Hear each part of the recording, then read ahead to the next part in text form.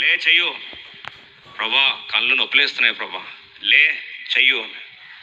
ఆ టైంలో మనం పడుకుంటామా? ఆ టైంలో మనం త్యాగాలు చేస్తామా? అది క్రయదంతో కూడిన ఆరాధన. నా జీవితంలో ఎన్నోసార్లు దేవుడు పరీక్షిస్తూ వచ్చాడు. వ్యక్తిగత అనుభవం చెప్పాలని ఆశపడతా ఉన్నా. ఒకరోజు రాత్రి 3 గంటలు అవుతా ఉంది. సడన్గా దేవుడు తట్టి లేపుతున్నాడు.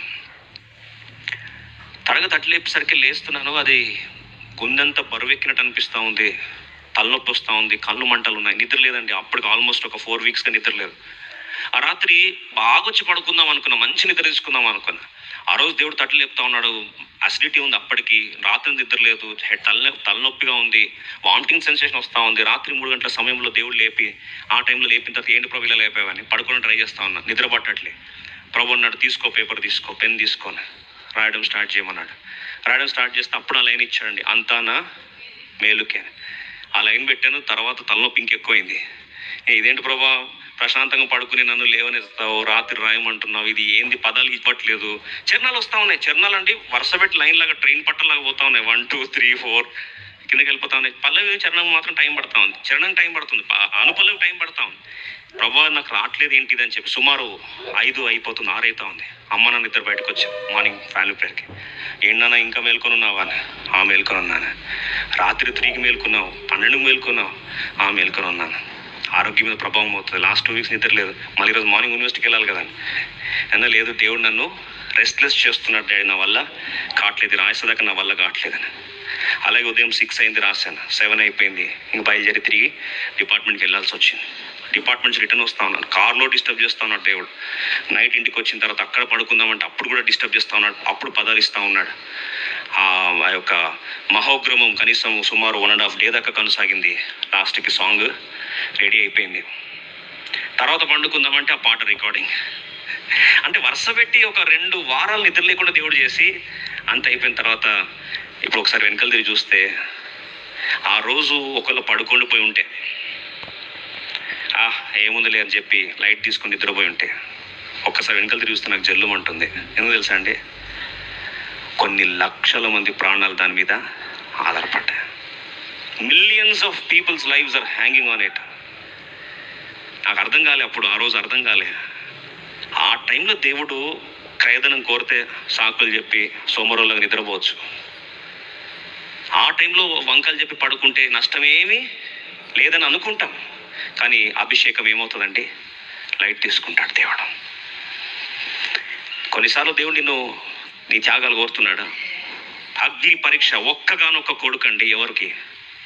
అబ్రహాంకి. మోరియా పర్వతం మీదకి వచ్చాడు. ఒకే ఒక కొడుకు. ఆ కొడుకు మీద దేవుడు పరీక్ష పెట్టాడు. ఇస్తావా నీ కొడుకు? నేను ఒక్క నిమిషం కూడా ఆలోచించకుండా కత్తిని ఏం చేశాండి? పైకి లేపితే, ఆపో అబ్రామా, ఇందుని బట్టి నాకు తెలుసు నువ్వు ఏ ప్లేస్ ఇచ్చావో నాకు. వెనకలు తిరిగి చూడు, ఏం కనిపిస్తుంది? క్రొవ్విన పొట్టెలు కనిపిస్తూ ఉంది. అప్పుడు దేవుడు ఒక మాట అన్నాడు. ఆ ప్రాంతం చూస్తున్నప్పుడు అబ్రహాము దానికి ఒక పేరు పెట్టాడు. మోరియా పర్వతానికి ఏం పేరు పెట్టాడు తెలుసా అండి? యెహోవా ఈరే. అంటే ఏం తెలుసా మీనింగ్? యెహోవా ఎక్కడ పడితే అక్కడ చూసుకోడండి. అక్కడే మన పప్పుల కాలేస్తాడు. యెహోవా ఈరే చూసుకొని వాడు అని పాట పాడితే ఏం చూసుకోడు. ఎప్పుడు చూసుకుంటాడు? యెహోవా పర్వతం మీద యెహోవానే చూసుకోండి. ఆ పర్వతం మీద ఏం జరిగింది? కత్తి పైకి లేపాడు. త్యాగం, క్రయధనంతో కూడిన ప్రాంతం వచ్చేసరికి దేవుడు అంటాడు, నీ కత్తి పక్కన పెట్టే, యెహోవా ఈరే, ఆయనే చూసుకుంటా, నేనే చూసుకుంటా. అబ్రాహాము, ఆగు, ఇంకా ఇక్కడి నుంచి చూసేది నువ్వు కాదు, ఇక్కడ నుంచి నీ సంతానం దీవించేది నువ్వు కాదు. నువ్వు ఉన్నా లేకపోయినా తరతరాలు నీ సంతానాన్ని ప్రపంచ దేశాలు దీవించబడే ప్రాంతంగా నేను ఆశీర్వదిస్తాను. యెహోవా ఈరే, నేనే చూసుకుంటా. ప్రభు స్తోత్రం. అదే ప్లేస్లో తిరిగి ఏమొచ్చింది? అరోనా కళ్ళం వచ్చింది.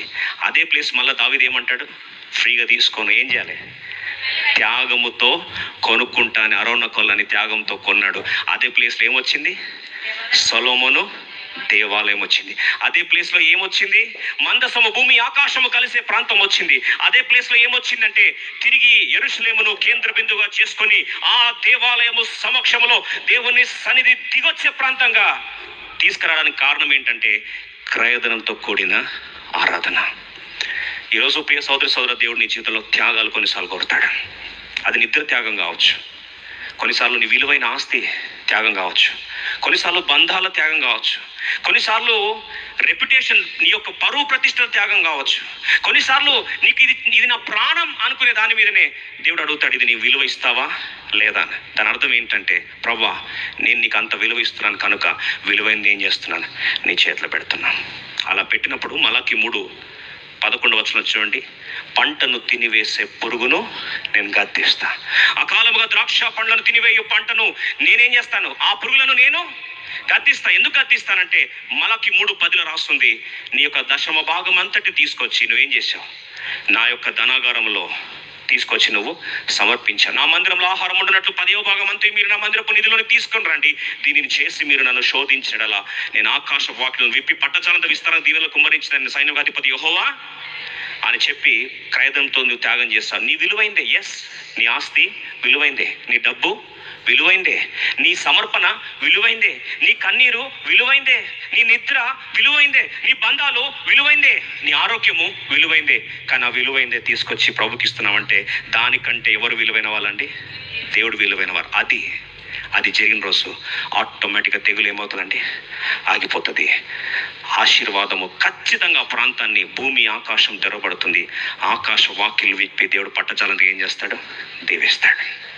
అటు దీవెన ఆశీర్వాదం మన కుటుంబాల్లో దేవుడు సమృద్ధిగా కురిపించినట్లు ఈరోజు నులువెచ్చని స్థితిలో నుండి, లైట్ తీసుకునే పద్ధతిలో నుండి దేవుని పరిచయం మనం ఏం చేద్దామండి, తీవ్రంగా భయముతో, వణుకుతో, త్యాగాలతో దేవుని పరిచర్యను, త్యాగముతో, త్యాగశీలంగా దేవుని పరిచర్య చేయడానికి దేవుడు అట్టి కృపను మనందరికీ దయచేయునుగాక.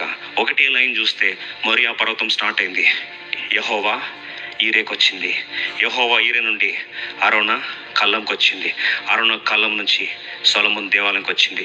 ఎక్కడ లైన్ తీసుకున్నా ఒకే కామన్ పాయింట్ ఏంటంటే క్రయధనముతో కూడిన ఆరాధన. ఒక మాట చెప్తాను, నీ ప్రాంతంలో క్రయధనం లేకపోతే దేవుని ఆశీర్వాదాలు ఎక్స్పెక్ట్ చేయొద్దు. God's blessings are not so cheap, God's anointing is not so cheap. భూమి ఆకాశం చరిత్ర మారుస్తుంది ఆశీర్వాదాలు. అది క్రయధనం లేకుండా ఎక్స్పెక్ట్ చేయడం అనేది నీ మభ్య మాత్రమే, అది కేవలం నీ భ్రమ మాత్రమే. క్రయధనం ఉన్న చోట మళ్ళొకసారి జ్ఞాపకం చేస్తున్నాను, where there is sacrifice, where there is costly sacrifice there will be costly anointing, where there is costly anointing there will be costly blessing. ఖచ్చితంగా ఈ వాక్యము దేవుడు నెరవేర్చాలని ఆశపడుతున్నాడు. దావీదు వచ్చి అది అన్నాడు, కరోనా కళ్ళము ఖర్చు పెట్టి కొన్నాడు, అంతే. చరిత్ర ఏమైందండి, మార్చబడింది. అదే ఉజ్జా లైట్ తీసుకున్నాడు, చెమట ఓడ్చాల్సిన ప్రాంతంలో ఈజీ మెథడ్ ఎంపిక చేసుకొని తోసి పడేశాడు. చివరికి ఆ మందసం మోస్తున్న ఉజ్జానే దాన్ని తాకి మరీ చనిపోయాడు. కళ్ళు మూసుకుందాం, ప్రార్థన చేసుకుందాం.